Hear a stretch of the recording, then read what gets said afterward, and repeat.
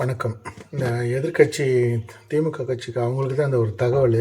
என்ன தகவல் அப்படின்னா, இப்போ இந்த டிவிக்கு ஆட்சியில் வந்து இளைஞர் நிறையா போட்டு எல்லாம் இளைஞர்களாக இருக்காங்க, அதனால தான் ஓட்டு போட்டு ஜெயிச்சிட்டாங்க அப்படின்ட்டு நீங்கள் ஒரு கணக்கு போட்டு, இப்போ நீங்கள் உங்களோட கட்சியில் வந்து ஒரு பொதுக்குழு கூட்டி அந்த கூட்டத்தில் மீட்டிங் போட்டு 70 வயசுக்கு மேலே இருக்கவங்களாம் இனிமேல் இருக்கக்கூடாது.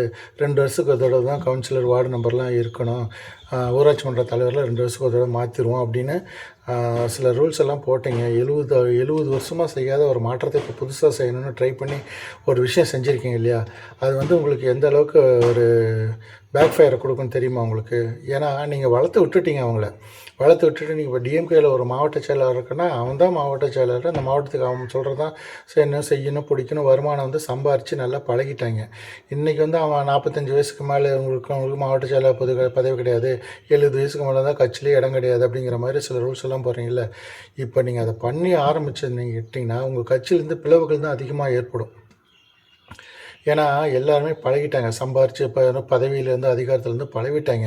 இப்போ போய் நீ அதிகாரத்தில் இருக்காத அந்த ஊருக்குள்ளே ஒருத்தவனை விட அடுத்த கேட்டகரியில் ஒருத்தருக்கா அவனை நான் போடுறேன், நீ விலகிக்கனா எப்படிங்க அது விலகுவாங்க? நீங்கள் தாங்க எல்லாத்தையும் பழக்கி வச்சுட்டு இப்போ நீங்கள் மாறிக்கன்னு எப்படி மாறுவாங்க? அதனால் மாறதுக்கான வாய்ப்பு இல்லை. உங்கள் கட்சியிலேருந்து பிரிக்கிறதுக்கான வாய்ப்பு தான் இதெல்லாம், இந்த வேலையை தான் நடக்கும் நீங்கள் இந்த வேலையை பண்ணீங்க. அதனால் இந்த 70 வருஷமாக இந்த கட்சி இது கோட்பாடு, கட்டுப்பாடு இதெல்லாமே இருக்காது.